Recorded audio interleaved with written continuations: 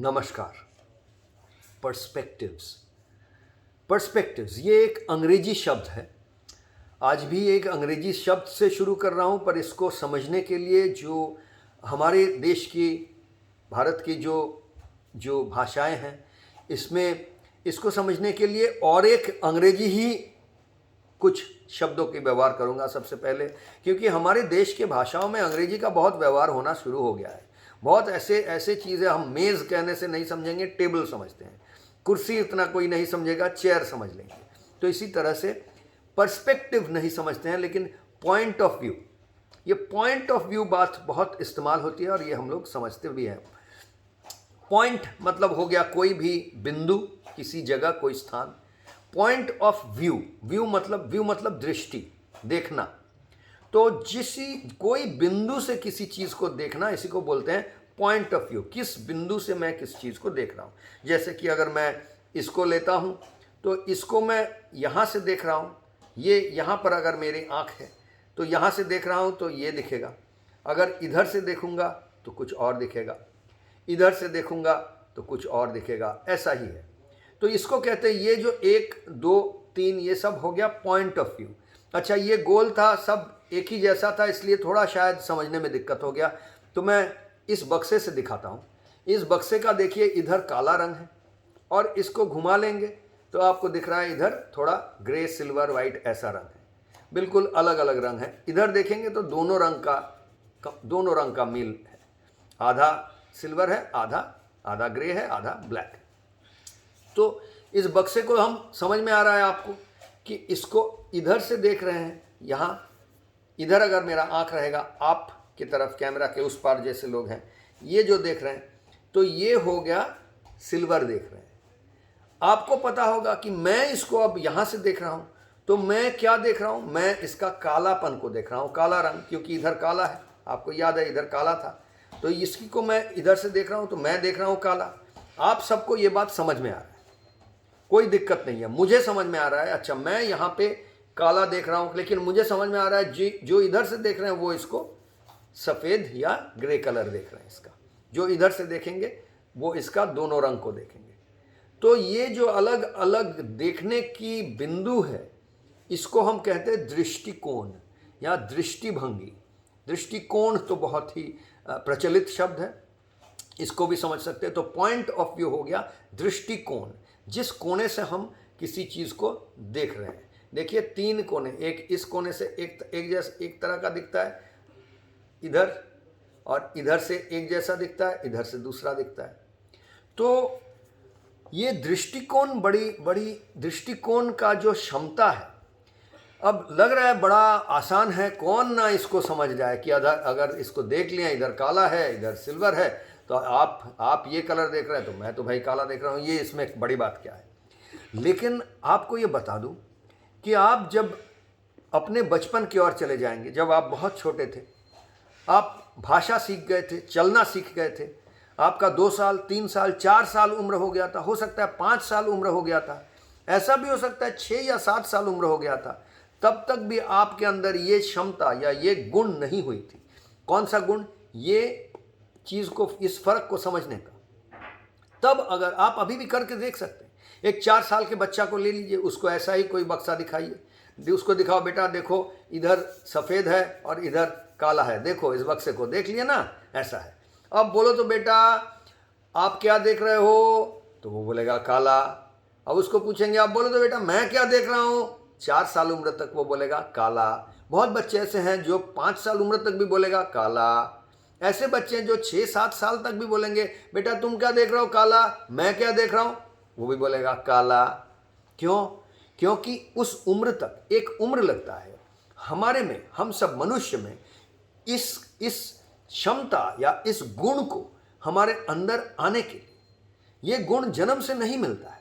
आप परीक्षण करके देख सकते हैं। जो आज के ज़माने के ऋषि मुनि रहे हैं, यानी कि आज के ज़माने के जो साइंटिस्ट, साइकोलॉजिस्ट, पहले हमारे ज़माने में ऋषि मुनि मतलब यही थे कि जो सिर्फ पूजा करने वाले नहीं, तो ऋषि मुनि मतलब जो अनुसंधान करते थे, सत्य के पूजा करते थे। सत्य क्या है उसको समझने के लिए अनुसंधान करते थे, अपना जीवन देते थे, एक एक प्रश्न का उत्तर खोजते थे। ये ही ऋषि मुनि थे। तो आज के ज़माने में भी ऐसे इन लोगों को हम साधारण तौर से गवेषक या साइंटिस्ट कह देते हैं। या तो इसी तरह से मनस्तत्वविद जो साइकोलॉजिकल लेकर जो गवेषणा किए आज के ज़माने में, 1950 की समय मैं कह रहा हूँ, उस समय इसको लेकर काफ़ी लिखन हुआ, ऐसे रिसर्च हुए, एक्सपेरिमेंट्स हुए, सब तब देखा गया कि अरे ये तो मनुष्य में जन्म से ये काबिलियत नहीं होती है, ये क्षमता नहीं होती है, इसको पाने में काफ़ी समय लग जाता है। जब मैं किसी भी एक चीज़ को अपने दो आँखों से जो देख रहा हूँ, इसके बाहर की कोई आँखों से क्या हो सकता है उसको भी देख सकता हूँ। तो ये जो एक बाहर के आँखों से या मन के आँखों से किसी चीज़ को देखने की क्षमता, इसी को कहा जाता है पर्सपेक्टिव लेने की क्षमता, जिससे मैं शुरू किया था जिस शब्द से। अब आप सोच रहे होंगे मैं कह रहा हूँ ये आधुनिक ज़माने की बात है, आज की मनस्तत्वविद इसको कह रहे हैं, और पर्सपेक्टिव मैं अंग्रेजी शब्द वगैरह यूज़ कर रहा हूँ, व्यवहार कर रहा हूँ। पर आप सोच के देखिए कि हमारे परंपराओं में हमारे ऋषि मुनि हमें जो देकर गए थे, आप देखिए जितने भी ईश्वर देवता देवी देवताओं के जितने भी रूप बनाया गया, जितने भी मूर्तियाँ बनी या छवि बनाया गया, हर ऐसे मूर्ति में, हर ऐसे रूप में देवी देवता को समझाने के लिए, उनका प्रतीक बनाने के लिए एक प्रतीक का व्यवहार होता है, वो है तीसरा आँख का। एक यहाँ पर सब देखा जाता है, देवी देवता है तो एक तीसरा आँख बना दिया जाता है। तो क्यों ऐसा किए? देखिए, हमें इन बातों पे गौर करना चाहिए। बचपन से हम बहुत कुछ देखते आए हैं अपने चारों ओर। कैसे मंदिर में जाते हैं तो देखते हैं ये घंटी बजती है, हर जगह एक घंटा रहता है, शंख बजता है, ये बहुत सारे परंपराओं हैं। तो ऋषि मुनि ये परंपरा को डिज़ाइन करके समाज के अंदर रख के गए थे। सांस्कारिक तौर पे हमारे अंदर ये संस्कार भर के गए थे, ये पीढ़ी पर पीढ़ी से आते गया है। तो ये जो तीसरा आँख का जो परंपरा है, जो संस्कार है, हम देवी देवता इनको हमेशा तीसरी आँख है तो हम मानते हैं, अरे इसमें कुछ ऐसा स्पेशल है, इसमें विशेष कुछ है, ये देवी है, देवता है। तो ये तीसरा आँख तो क्या है, क्यों दिया गया है? मुझे तो लगता है, जितना सोच रहा हूँ, जितना इसके बारे में मैं चिंतन कर पाया हूँ, उसमें से यही निकला है कि आज के मनस्तत्वविद, आज के ऋषि मुनि जो कह रहे वो भी वही कह रहे थे कि भाई ये जो क्षमता है, ये जो गुण है, ये जो काबिलियत है, जिसके ज़रिए हम इन दो आँखों के बाहर निकल के भी किसी और एक मन के आँख से, अपने मनश्चित्त के आँख से चीज़ों को देख सकता हूँ, वो एक बहुत ही विशेष, एक स्पेशल आँख है। तो वो सब में होता नहीं है। अच्छा, अगर होता भी है, जब 5, 6, 7 साल पे ये आँख खुल गया तो उस आँख को हम व्यवहार नहीं किए, ज़्यादा व्यवहार नहीं किए। कितना व्यवहार किए? थोड़ा किए, हाँ, इसको हम देखने सीख गए, इसको कोई पूछेगा तो बोल देंगे, ये तो सबसे बेसिक है। लेकिन जैसे ही ये आँख खुली तो हम में ये क्षमता आ गई कि हम अपने बिना जितना भी और कोण है, जितना भी और बिंदुएं हैं, मतलब असीम, मतलब कोई अंत नहीं है, हजारों लाख करोड़ों अलग अलग बिंदु से मैं किसी भी चीज़ को समझ सकता हूँ, देख सकता हूँ। तो ये जो क्षमता है किसी भी चीज़ को अलग अलग दृष्टिकोण से देखना, और उन दृष्टिकोण को भी अपना ही दृष्टिकोण बना लेना, जितना इन दो आँखों से दिख रहा है, जितना इस मैं से कोई चीज़ को समझ रहा हूँ, ऐसे ही किसी और के दृष्टिकोण से, किसी और के अनुभूतियों से अगर मैं किसी चीज़ को समझूं, देखूं, तो वो मुझे मनुष्य बनाता है।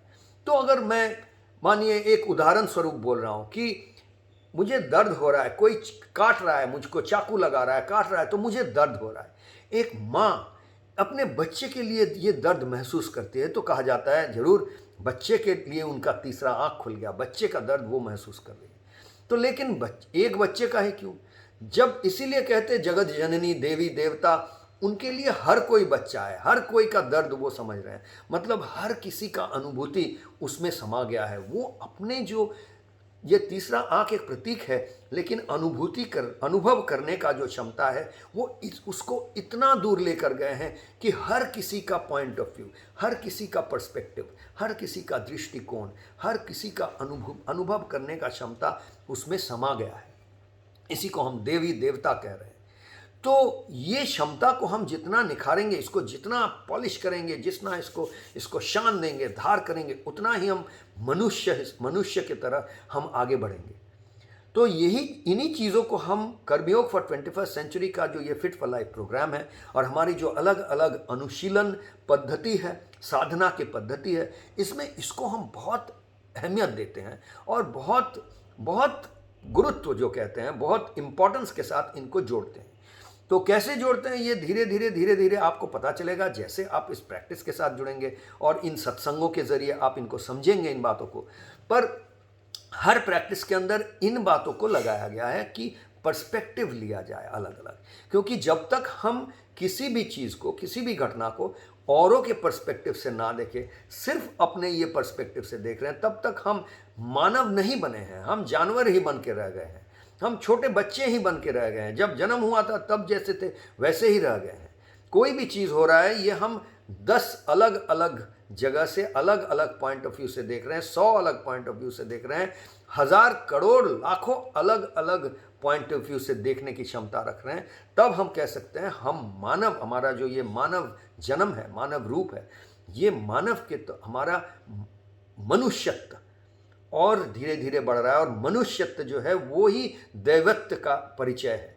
हम कितने मानविकता, कितना मनुष्य हुए हैं, यही परिचय देता है हम कितना, हमारे अंदर से कितनी दिव्यता प्रकाश पा सकता है। देखिए हमारे अंदर असुरता भी प्रकाश पा सकता है और दिव्यता भी। तो दिव्यता का प्रकाश तब पाएगा, तब होगा जब हम अलग अलग अनुभूति स्थल, अनुभूति कोण या दृष्टिकोण से किसी भी चीज़ को अनुभव कर पाऊंगा।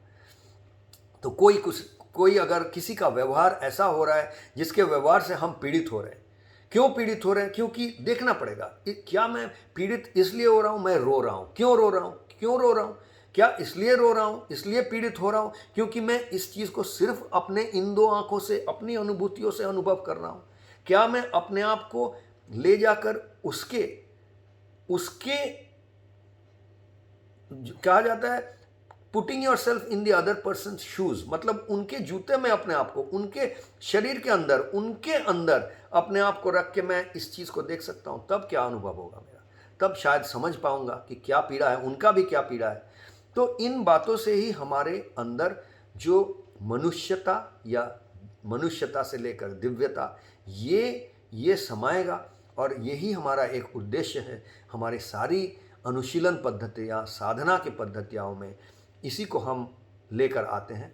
तो आज ये पर्सपेक्टिव्स या दृष्टिकोण, इसके साथ हमारी साधना और हमारी इंसानियत, मनुष्य बनना और इंसानियत से दिव्यता, इसकी ओर जाना, इन बातों को लेकर आज का सत्संग था। आशा है आप इनमें से कुछ समझे और इससे आपको कुछ लाभ मिलेगा।